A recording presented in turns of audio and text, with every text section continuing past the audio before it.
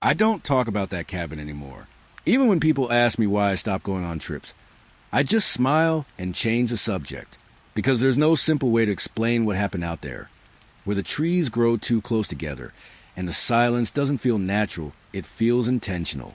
The cabin was supposed to be a reset, a quiet place deep in the forest, miles away from phone signal, roads, and anything that reminded me of the world. The owner said it was off-grid but peaceful. I remember laughing when he said that. Peaceful is not the word I would use now. The first night, everything felt normal. Wind brushing against the wooden walls. The soft crackle of the fireplace. Even the forest outside sounded alive in a comforting way, like it was breathing with me. But around midnight, the sounds changed. The wind stopped. The fire dimmed without going out, and the forest went completely silent. That's when I noticed the first strange thing, a faint outline between the trees, just beyond the glass door. At first I told myself it was a trick of light, a branch, maybe fog shifting in the dark. But then it moved, not like an animal, not like anything I've ever seen before. It just adjusted its position, like it knew I was watching. And right before I stepped back from the window, my reflection didn't move with me. It stayed there, looking out at something behind me. That's when I saw it. The road ended before I expected it to. Not slowly, not gradually, just suddenly. One moment there were tire tracks and gravel. The next, only wet earth and trees pressing in from both sides like they had been waiting for me. The cabin was supposed to be simple. A quiet place listed on an old site I almost didn't trust. No reviews, no photos from guests. Just a single image of a wooden structure standing alone in a forest that looked too still to be real. When I arrived, the air felt colder than it should have been. Not winter cold. Something deeper. Like the temperature had been lowered on purpose. The cabin sat perfectly centered in a small clearing. Too perfect. The wood looked new, not aged or weather-worn like it belonged to a forest. It looked placed there, like someone had set it down and walked away quickly. The door was unlocked. That should have been the first warning. Inside, everything was already arranged. A bed with folded blankets. A table without dust. A fireplace with wood already stacked inside it. Even the air smelled fresh. Too fresh. Like it had never been breathed before. I stood there longer than I should have, listening. But the forest outside didn't behave like a forest. No birds. No insects. Not even wind through the leaves. Only silence, the kind that feels aware of you. That night, I told myself it was just isolation playing tricks on my mind. Remote places always feel heavier at first. I lit the fireplace anyway. The flame came alive quickly, almost eager. The light flickered across the walls, making the cabin feel slightly warmer. Almost normal. Almost. Around midnight, I noticed the first sound. Footsteps. Soft. Slow. Circling the cabin. At first, I thought it was an animal. Something small moving through wet leaves. But the rhythm wasn't random. It was deliberate. Each step placed carefully, as if walking around something it already knew was inside. I stood up without thinking. The floor creaked beneath me. The footsteps outside stopped. Complete silence followed. I moved toward the window slowly, my breath becoming louder than it should have been in my own ears. The glass was cold when I touched it. And outside, there was nothing, just trees. Still, watching. I waited. Then the footsteps started again, closer this time. But when I opened the door quickly, expecting to catch something moving, there was nothing, only damp ground, and no footprints, not even mine. The morning came without warning. No sunrise I remembered noticing, just sudden daylight leaking through the trees like it had always been there. I stepped outside again. The forest was exactly the same. Too clean, too still, but something felt different, like it had adjusted while I slept. And that's when I saw it. A single set of footprints leading in a perfect circle around the cabin. But they didn't go away. They stopped at the door and started again from the inside. The forest felt organized. That was the first thought I couldn't stop having. Not wild, not natural, organized. Like someone had placed each tree with intention, and then stepped back to see if it looked convincing enough. When I walked between them, The air felt tighter, not physically, but emotionally, like the space between trunks was shrinking every time I wasn't looking directly at it. I told myself that made no sense, but the feeling stayed. Every few steps, I noticed movement in my peripheral vision, a shape, tall, thin, then gone the moment I turned my head. I stopped trying to look directly after a while. That only made it worse, because then I felt it behind me, not chasing, just keeping pace.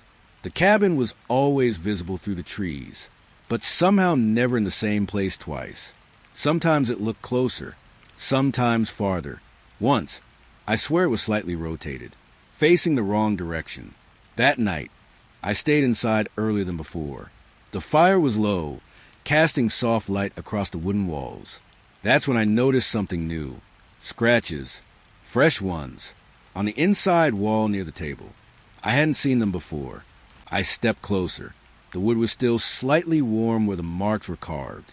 3 letters. D-O-N. I froze before I could finish reading it. The rest of the word appeared the next morning. Don't. Not carved deeper. Not added later. Just completed. Like it had always been there. And I had only just become aware of it. Outside, the forest was louder that day. Still no animals. But something else. Movement that didn't belong to anything visible. Between the trees, shapes formed briefly. Too tall, too thin, standing where no path existed. Every time I focused, they disappeared. But when I looked away, they multiplied. I stopped walking far from the cabin after that. Yet even near it, I felt watched. Not by the forest, by the space between the trees. That empty space felt like it was leaning closer, listening, waiting for me to stop, noticing. The lights in the cabin shouldn't have needed power. There were no visible lines, no generator I could find. Yet they worked, most of the time, until they didn't. The first flicker happened just before sunset. A single pulse of darkness, then light again, normal enough to ignore. But the second flicker, that one changed everything. Because when the light returned, something outside the window had moved. Not close enough to see clearly, but close enough to know it was taller than anything natural. Standing still, watching, I backed away slowly, telling myself it was just my imagination adjusting to shadows. But then the radio turned on. No warning, no sound before it. Just sudden static filling the room like the air itself had started breaking apart. Then breathing, not loud, not aggressive, just close enough to feel wrong. Like someone leaning near the microphone without speaking. I checked the radio immediately. It wasn't plugged in. There was no battery compartment. No source at all. Yet it continued. The breathing shifted once, then stopped. Silence returned so sharply it felt physical. That's when I saw it again, in the reflection of the window, a tall shape standing behind me. I turned instantly. Nothing there, but in the glass it hadn't moved. The reflection stayed, facing me, the same way I was facing the window, except I wasn't in control of its expression. It blinked first. That night, I didn't sleep. Every few minutes, the lights flickered again, each flicker revealing something slightly different outside, closer, lower, more defined, until I stopped looking altogether. But I could still feel it. Outside, waiting for the next flicker. The fog didn't arrive like weather. It arrived like something entering a room. One moment, the forest was visible. The next, it was gone behind a wall of white-gray silence, thick enough to swallow shape, soft enough to feel like breath against skin. I stepped outside without thinking. The air changed immediately, heavier, closer, and then I heard it. My name, not shouted, not spoken clearly, whispered inside the fog itself, as if the fog had remembered it. I froze where I stood. The cabin behind me felt farther than it should have been. Not distance. Something else. Like it was slowly being removed from where I thought it was. The fog moved around me in slow waves. And within it, footsteps. Circling. Not random. Always maintaining distance. Always just out of sight. Then came the tapping. From the cabin walls. Inside. Rhythmic. Matching my heartbeat exactly. I didn't realize I was holding my breath until I heard it mimic that too. The fog pressed closer. I could feel it against my face now. Not wet, not dry, just present. My name came again. Closer this time. Not from the fog anymore. From right outside the door, behind me. I didn't turn around, because something in me already knew it wouldn't be standing there. It would be waiting for me to decide whether I believed it was real. The scratches appeared every morning. Always new, always in places I had already looked the night before. At first, I thought it was damage from outside. Branches, wind, animals. But the marks were too precise, too intentional.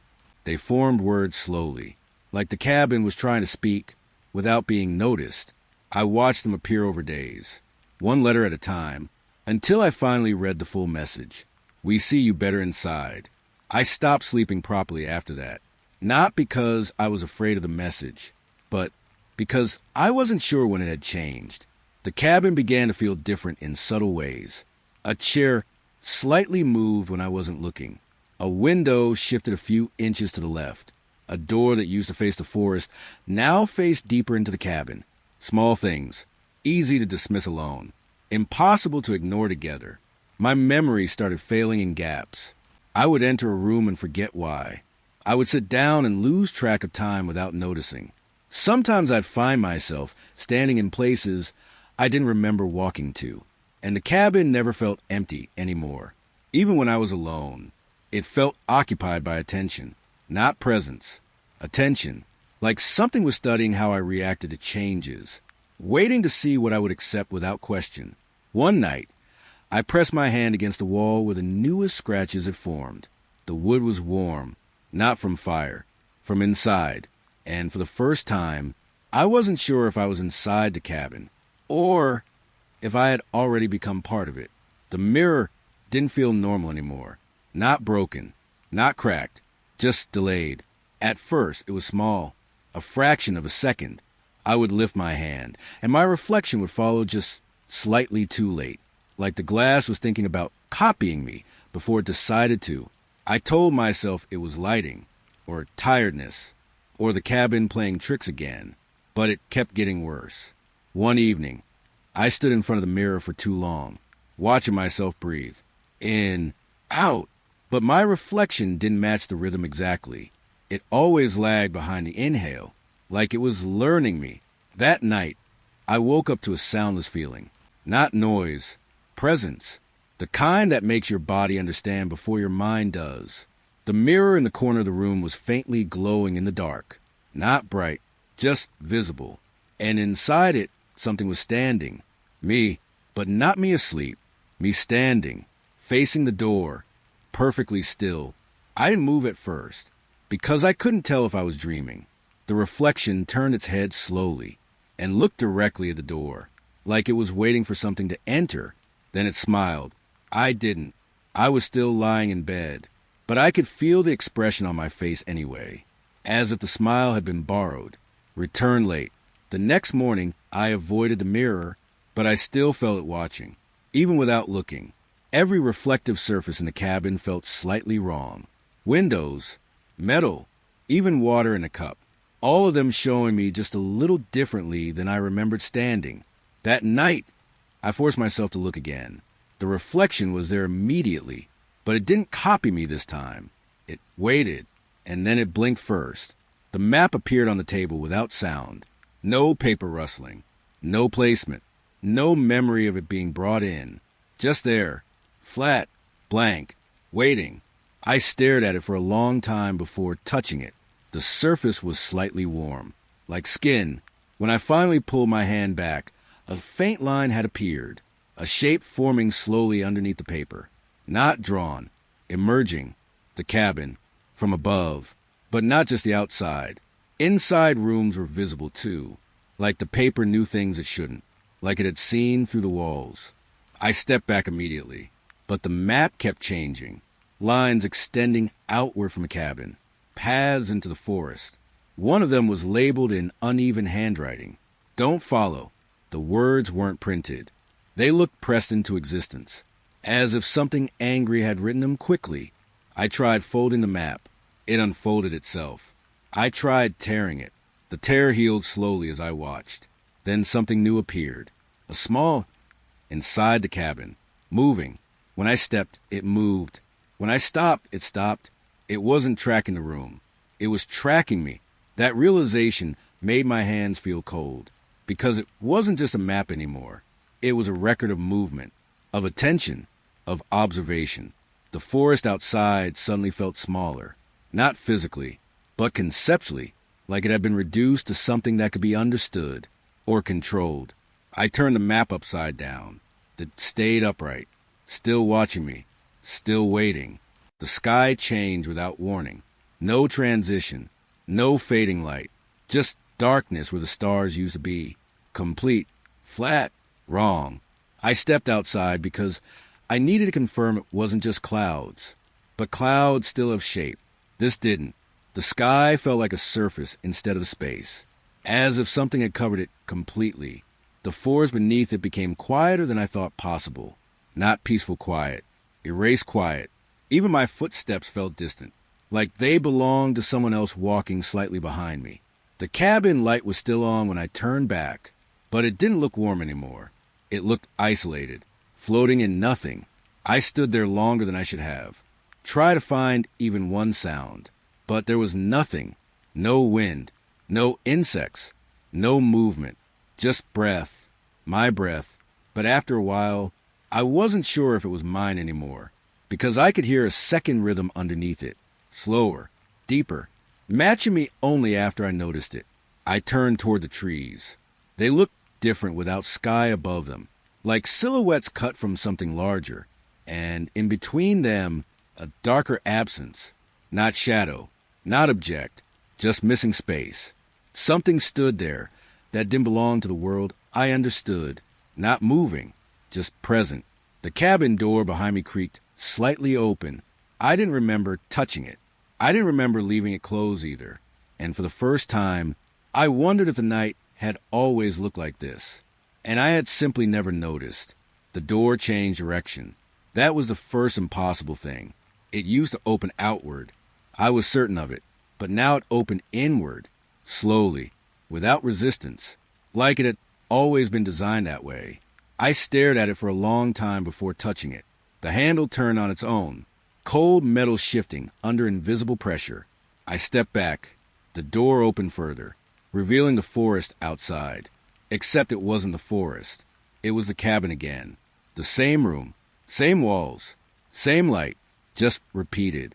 I stepped through anyway, and came back inside.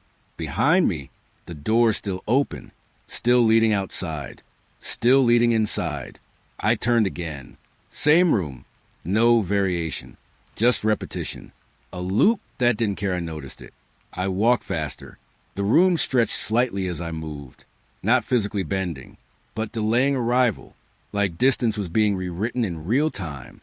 Then I saw something near the edge of the frame of vision, a shape too close to focus on, but always there, following the edge of sight like it was tied to it. I stopped. It stopped. I moved. It moved. Not copying. Anticipating. The realization made my throat tighten, because it wasn't reacting to me. It was ahead of me, waiting for me to confirm what it already knew I would do. I reached for the door again. It was already open, and this time, I wasn't sure which side I was supposed to leave from. I noticed a chair the way you notice something that has always been there, but suddenly feels wrong. It was at the table. Same wood, same color, same shape as mine, but there was no reason for it to exist. I only remembered one chair when I went to sleep. I stood in the kitchen area for a long time, staring at it without moving closer. The cabin was quiet in that familiar way again.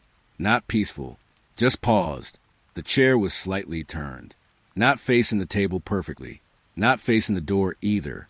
It was angled toward me, like it had been waiting for me to notice it. I didn't sit that night. I avoided it completely, but I could feel it, not visually, physically, like something behind me that didn't need sound to exist. That night, I woke up once. No dream, no noise, just awareness, and the feeling that the room had shifted while I wasn't paying attention. The chair was closer to bed, not moved across the floor, just closer. Its legs had left faint marks in the wood, scratches, like it had dragged itself slowly while I slept. In the morning, I checked the floor. The marks were still there, but they didn't lead back, only forward, toward me. I stopped using the table after that. But even when I avoided it, I still heard it sometimes. A soft creak, like someone adjusting their weight. Waiting. The first missing hour didn't feel like anything. I just thought I had been tired. Sat down, closed my eyes, lost track. Normal. But then it happened again, and again, until I stopped trusting time completely. I started writing everything down. Every action, every movement, every thought I could catch. But even the journal began changing. Some entries weren't mine. Same handwriting, almost, but slightly off. Too smooth in some places, too sharp in others. And the words didn't match what I remembered thinking. I went outside at noon. I never went outside at noon. At least, I don't think I did. The cabin started feeling like it was correcting me, not in obvious ways, subtle ones. I would reach for a cup and find it already filled. I would think of a direction and feel like I had already been there. Moments stopped being linear. They started feeling prearranged, like I was walking through a version of the day that had already been tested before I arrived in it. One night, I read my journal from the beginning. The earlier pages were fine, but the later ones described things I hadn't experienced yet.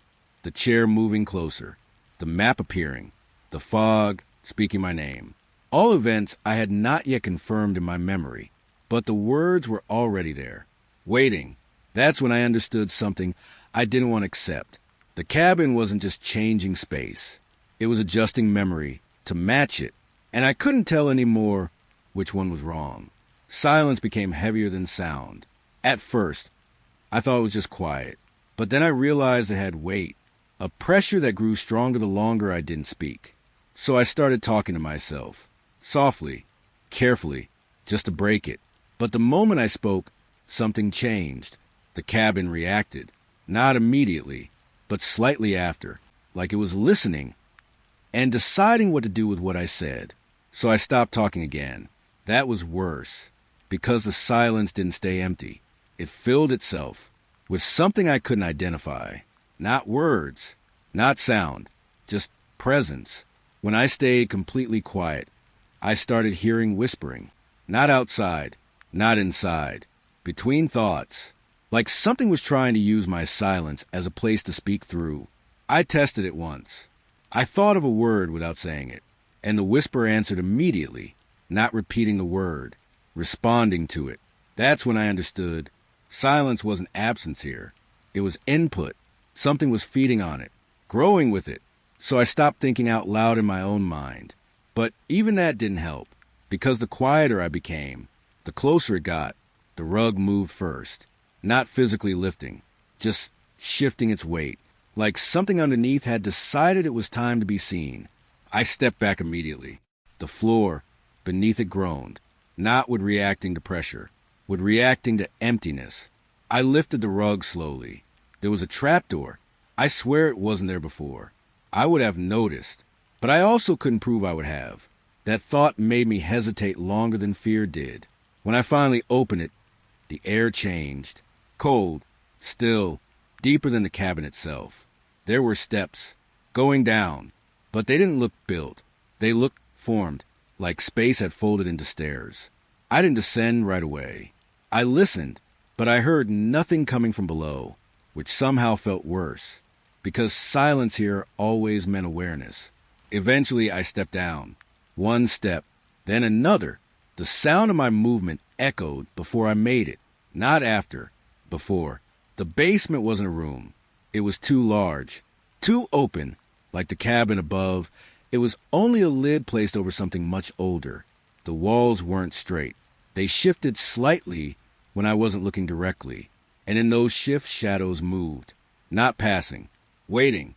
Something was already down there, but it wasn't fully visible. Not yet, and I had the feeling it didn't need to come closer. It just needed me to stay long enough to understand I had already arrived. The cold didn't stay in one place anymore. At first, it was just a corner of the cabin. A small drop in temperature I could ignore. But then it moved, slowly, like it was learning how to walk through space. I noticed it while sitting near the window. The air on my left shoulder suddenly turned sharp, not just cold, focused. I turned quickly, expecting nothing. There was nothing, but the cold stayed there for a moment longer than it should have. Then it left, like it had checked something and moved on. I started noticing it everywhere after that. Behind me when I cooked, under the table when I sat down, near the door when I tried to leave. It never stayed still. It followed patterns. Not mine, its own. Sometimes it would stop right beside me, so close I could feel my breath change. But there was never anything to see. Only temperature. Only absence of warmth in very specific shapes. One night, I placed a glass of water on the table. It fogged instantly, but only on one side, as if something invisible had leaned in to look at it. I didn't move for a long time. Neither did it. Then the cold shifted, slowly circling behind my chair. I didn't turn around, because I understood something I didn't want to confirm. It wasn't chasing me. It was mapping me, and I had no idea what happened once it finished. The sound didn't come from the radio, at least not the way I expected. It came from the walls first, a soft crackle, like the cabin itself was trying to remember how to speak. I stopped what I was doing immediately, the silence before it felt heavier than usual. Then the static arrived, not loud, not sharp, just filling the space slowly, like water rising in a room. The radio was already on the table. I didn't remember putting it there. I didn't remember it existing at all. It had no cord, no battery compartment, no visible source of power. Still it spoke. At first, only static. Then something underneath it, breathing, close enough that my body reacted before my mind did. I stepped back. The breathing continued, unbothered, patient. Then it changed. The static shifted into something familiar. Not language, not at first, but rhythm, patterns. And then I realized why it felt familiar. It was me, not my voice exactly, but moments I had spoken before. Fragments of conversations I didn't remember having. Words I had said inside the cabin, repeated back through the walls, but slightly wrong, delayed, like the cabin was replaying me with a memory gap in the middle. I moved closer without meaning to. The radio crackled louder. Then a voice formed clearly, calm, flat, almost gentle. Don't look outside to answer. The words didn't feel like a warning. They felt like instruction, like something had learned what I usually do, and was correcting it in advance. I turned toward the window instinctively, then stopped, because I realized something important. The message wasn't telling me not to look outside. It was telling me not to respond to what I would see there. The walls vibrated slightly after the message ended, not physically shaking, more like reacting, as if the cabin itself had absorbed what was said. The radio stopped, but the silence didn't return. Instead, it stayed open, waiting, and I could still hear the breathing, not from the radio anymore, from inside the walls, surrounding me, already knowing I had understood too much, and still waiting to see what I would do next. The shadow outside didn't behave like mine anymore. At first, it was simple, a dark shape matching my movements through the window glass. Nothing unusual, but then it started making mistakes. Small ones. It would move a fraction too early, or too late, like it was guessing what I would do instead of copying it. I stood still one evening, watching it carefully. The forest behind it was quiet, too quiet, and the shadow didn't stop. Even when I did, that was the first time I understood it wasn't copying me anymore.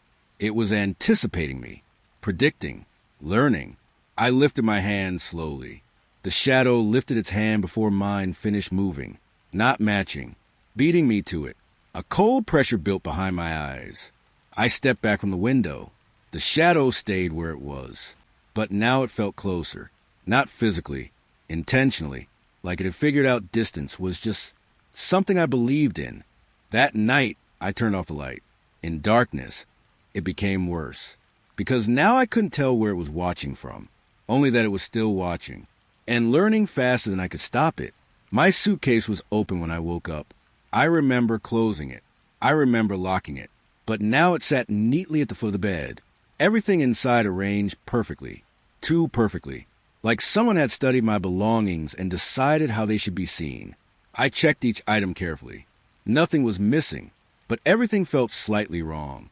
My clothes smelled faintly of damp wood, even the ones I hadn't worn. I stepped back slowly, then noticed something else. Duplicates. A shirt I owned twice. Two identical items sitting side by side. But I only brought one. I checked the cabin immediately. Doors locked. Windows intact. No sign of entry. Still, the suitcase was already unpacked. Half of it placed neatly on the chair. The other half missing. Not stolen. Removed. As if the cabin had taken interest in organizing me. Not my things. Me. That night, I found a suitcase outside the cabin door, placed carefully on the ground, closed again, like it had never been touched. But I didn't open it, because I already knew it wouldn't contain what I remembered putting inside anymore. The window changed when I wasn't looking. I noticed it by accident, a reflection that didn't match the present. At first, I thought it was lighting.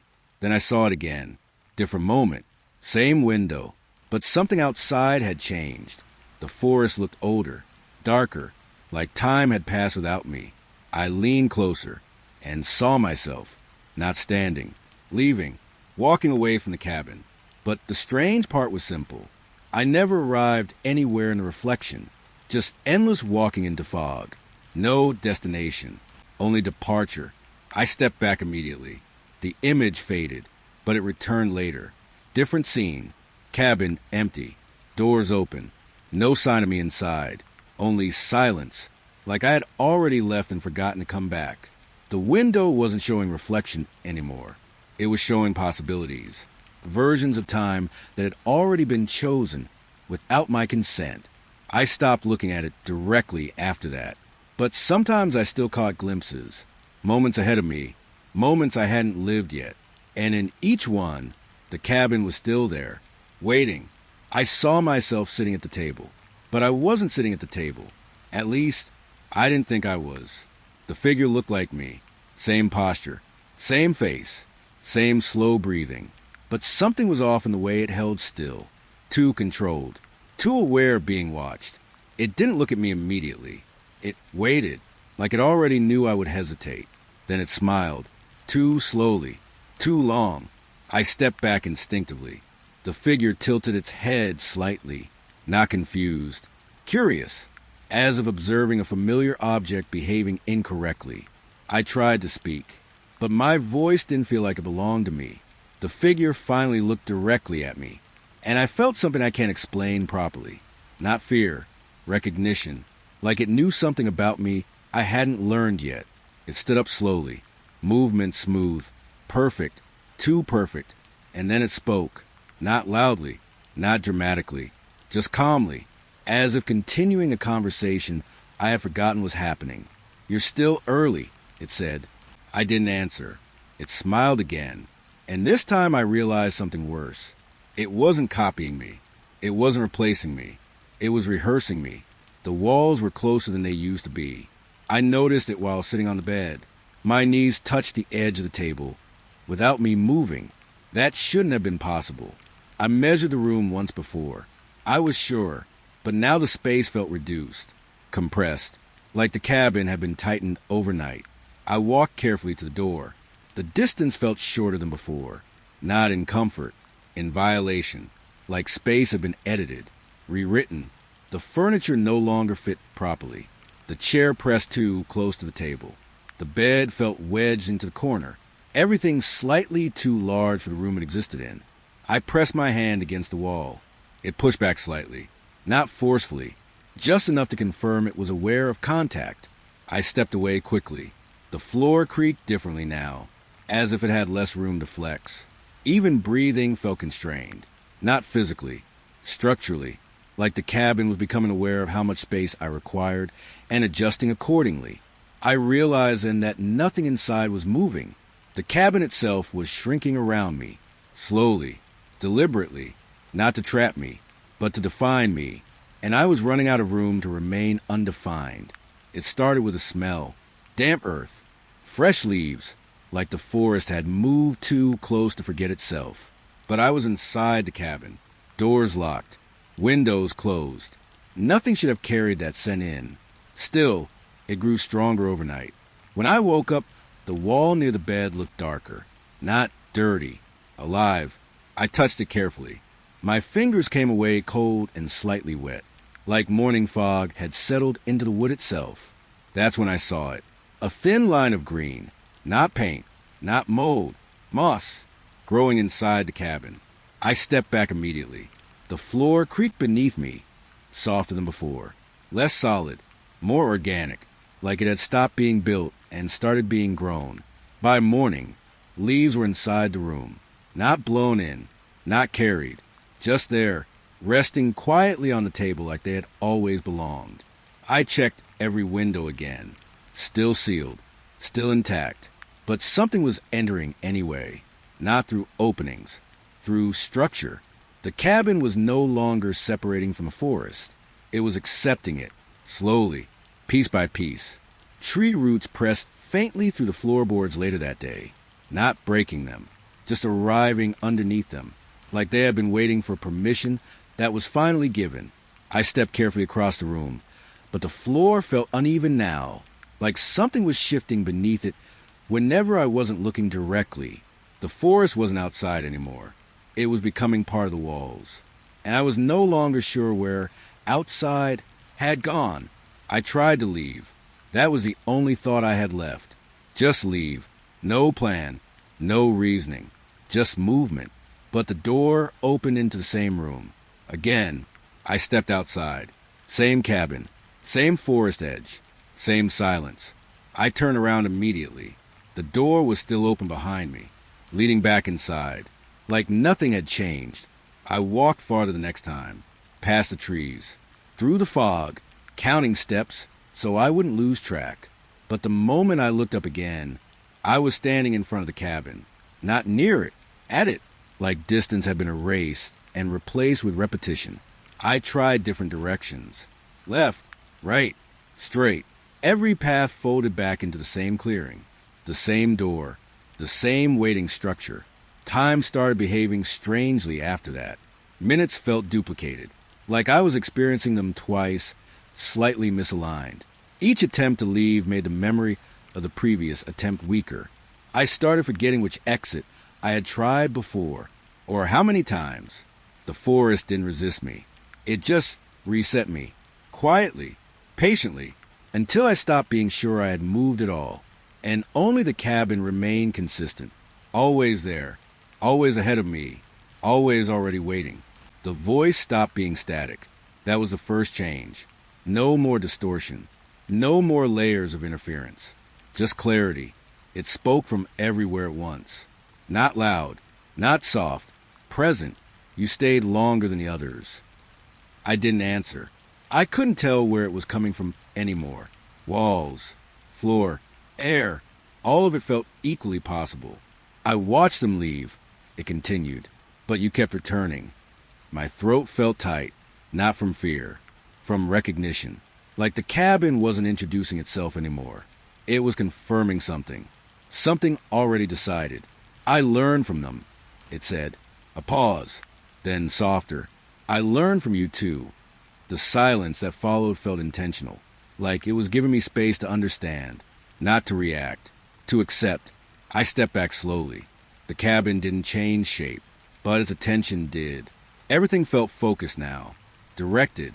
Not scattered across space anymore. Condensed into awareness. You do not need silence now, it said finally. You are already part of it. The words didn't feel threatening. They felt final, like a conclusion had been reached without me participating in the decision. And I realized something I didn't want to understand. It wasn't trying to scare me anymore. It was finishing the process. I found the older marks in the wood by accident. Deep scratches. Old. Layered beneath newer ones. Names. Maybe. Or attempts at names. Faded by time or something worse. I followed them slowly across the wall. They weren't random. They formed patterns. Cycles. Like occupancy. Like rotation. That's when I understood I wasn't the first. Not even close. The cabin didn't belong to anyone. It passed through people, quietly, patiently, absorbing what it needed each time. I stepped back from the wall, though it felt warmer than before. Not from fire, from memory. Something inside the structure shifted slightly, not moving physically, but acknowledging me, as if aware I had understood too much too late. "You are not leaving empty," the voice said again. "Calm, close, everywhere." The implication settled slowly, not as a threat, as a rule. Something always remains behind. Something always replaces what leaves. The cabin wasn't asking anymore. It was waiting for compliance.